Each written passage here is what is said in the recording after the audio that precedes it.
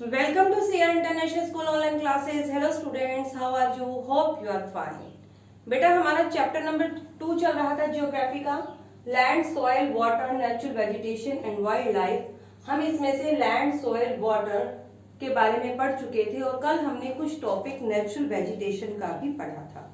ठीक है, natural vegetation और वाइल्ड लाइफ के बारे में भी पढ़ा था। आज हम बात करते हैं distribution of natural vegetation on the earth. किसके बारे में बात करेंगे हम? डिस्ट्रीब्यूशन ऑफ नेचुरल वेजिटेशन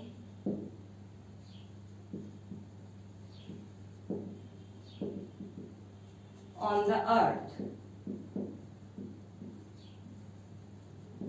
मतलब पृथ्वी पर आपकी नेचुरल वेजिटेशन का वितरण। The earth is covered by the different type of vegetation। हमारी जो पृथ्वी है वो कई प्रकार की वेजिटेशन से कवर्ड है, मीन्स कई प्रकार की वनस्पति यहाँ पर पाई जाती है। The growth of the distribution of the natural vegetation depend on the temperature and moisture। और जो आपकी वेजिटेशन की ग्रोथ है, ग्रोथ मतलब वेजिटेशन का बढ़ना और उसका वितरण नेचुरल वेजिटेशन का, वो डिपेंड करता है वहाँ के टेम्परेचर पर, वहाँ के तापमान पर और वहाँ के मॉइस्चर पर, वहाँ की नमी पर। Due to the difference in amount of temperature and humidity at different place different type of vegetations are found. कह रहे अलग अलग स्थानों पर अलग अलग प्रकार के तापमान और अलग अलग प्रकार की ह्यूमिडिटी होने के कारण वहां पर भी जो वेजिटेशन है वो भी डिफरेंट प्रकार की पाई जाती है। On the basis, natural vegetation can be classified as forest, grassland and shrub। कह रहे कि हम नेचुरल वेजिटेशन को 3 पार्ट्स में डिवाइड कर सकते हैं। जो आपकी नेचुरल वेजिटेशन है उसको हम 3 पार्ट्स में डिवाइड कर सकते हैं।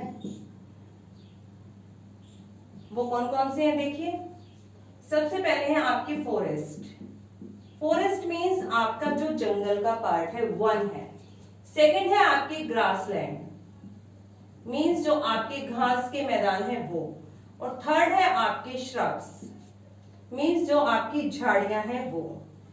ठीक है, अब जो आपके फॉरेस्ट हैं, फॉरेस्ट भी आपके कई प्रकार के हैं। एक तो है आपके कॉनिफेरस फॉरेस्ट है,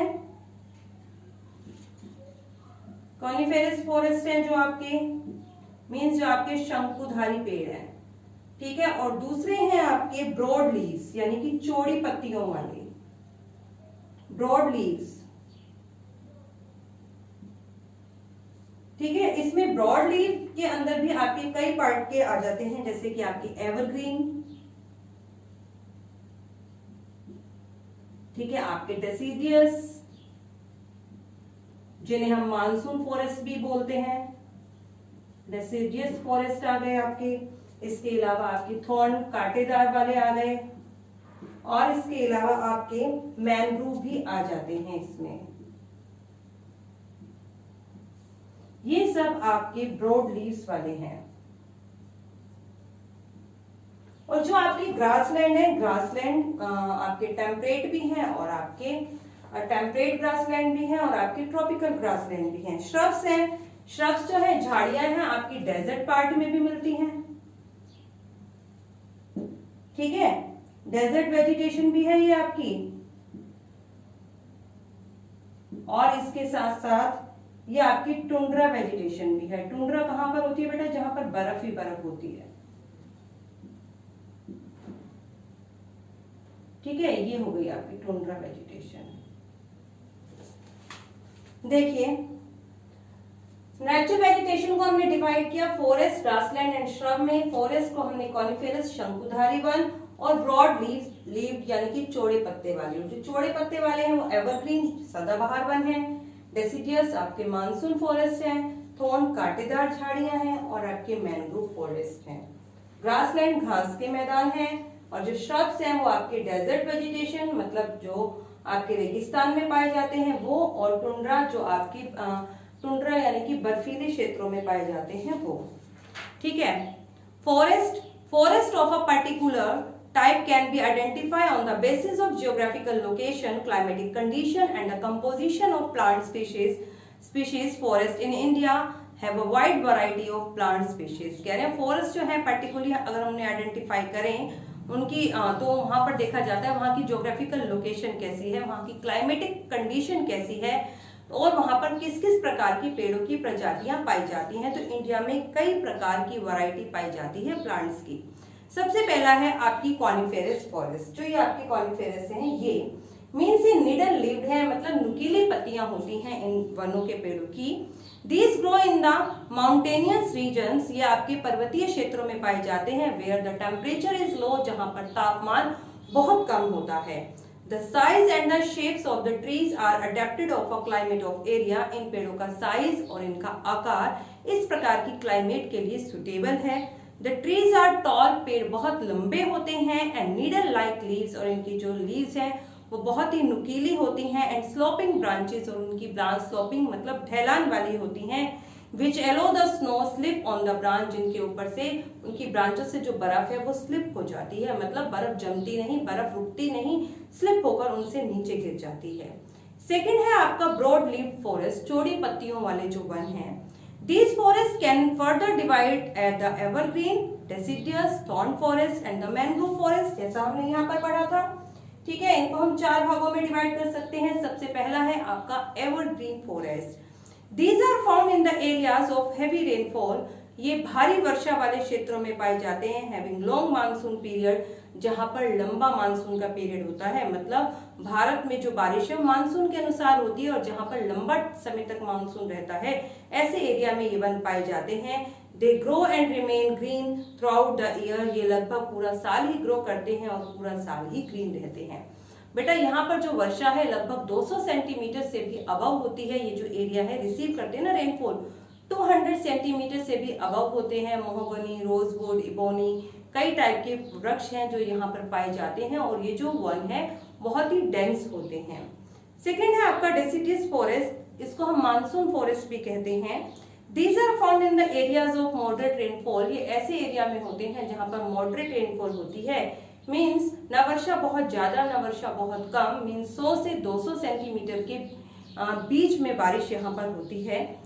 teak trees are predominate in such forest, यहाँ पर इस प्रकार के फॉरेस्ट में टीक के पेड़ प्रमुख रूप से पाए जाते हैं। बट अदर ट्रीज, लेकिन जो दूसरे पेड़ और श्रब्स भी यहाँ पर ग्रो करते हैं।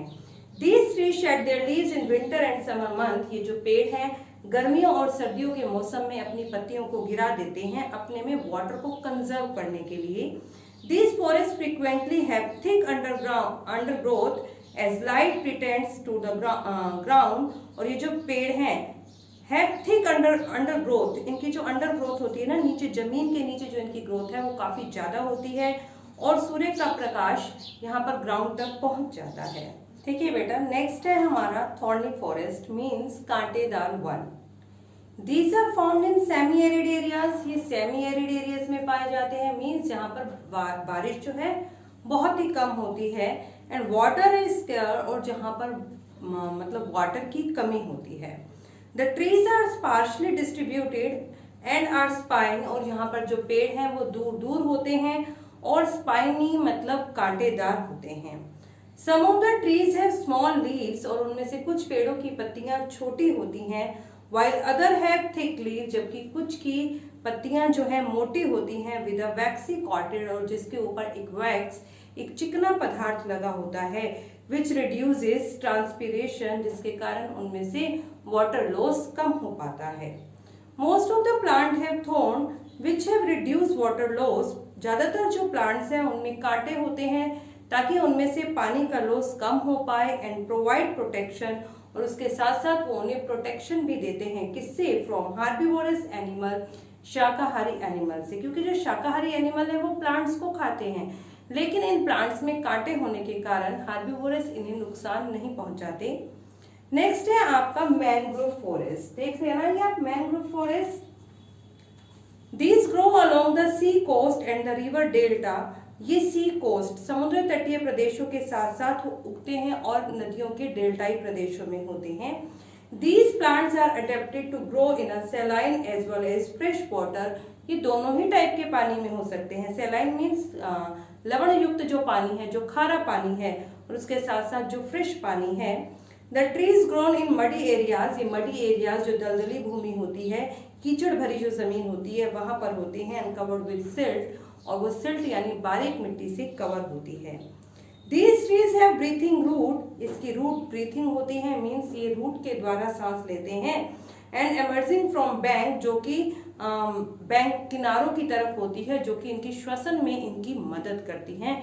इनकी जो रूट्स हैं ये रूट्स के माध्यम से सांस लेते हैं।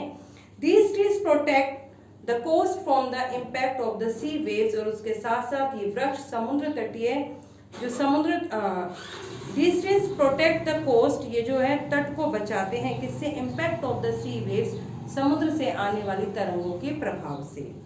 नेक्स्ट है आपका टॉपिक ग्रासलैंड। ये हो गए आपके सभी फॉरेस्ट। नेक्स्ट है आपका grassland. Grasslands are vast area of land having grasses and annual plant. Grassland क्या है? एक बहुत बड़ा एरिया जहां पर घास और कुछ वहां पर वार्षिक जो प्लांट उगते हैं वो होते हैं। Grassland usually occur in area where rainfall is less and the soil quality, depth or poor, means ये वहाँ पर होते हैं घास के मैदान जहाँ पर बारिश कम होती है और मिट्टी की जो मोटाई है, मिट्टी की जो गहराई है वो भी कम होती है और मिट्टी की क्वालिटी भी ज़्यादा अच्छी नहीं होती। On such a land, large trees and shrubs cannot grow। इस प्रकार की मिट्टी में ना तो बड़े पेड़ उग सकते हैं और ना ही कांटेदार झाड़ियाँ उग सकती हैं। Two distinct phases in grassland can be seen। हमें इनके दो अलग अलग प्रकार के चरण देखने को मिलते हैं ग्रासलैंड के। Period of increase growth during the monsoon season, monsoon season के दौरान जब ये ग्रो करते हैं, एक तो वो time period, and the dormant phase during the summer, और या फिर समर के महीने में ऐसा season when the grasses are dry, जब जो घास है वो सूखने लग जाती है, मीन्स जो टाइम है वो अनसुटेबल होता है ग्रासलैंड की ग्रोथ के लिए। नेक्स्ट है आपका shrubs. Shrubs are found in very hot and very cold area. Shrub जो है वो हमें बहुत ज्यादा गर्म और बहुत ज्यादा ठंडे दोनों ही प्रदेशों में पाई जाती है। Where rainfall is very less, जहां पर बारिश बहुत बहुत कम होती है। Shrubs are found in desert and the tundra reason.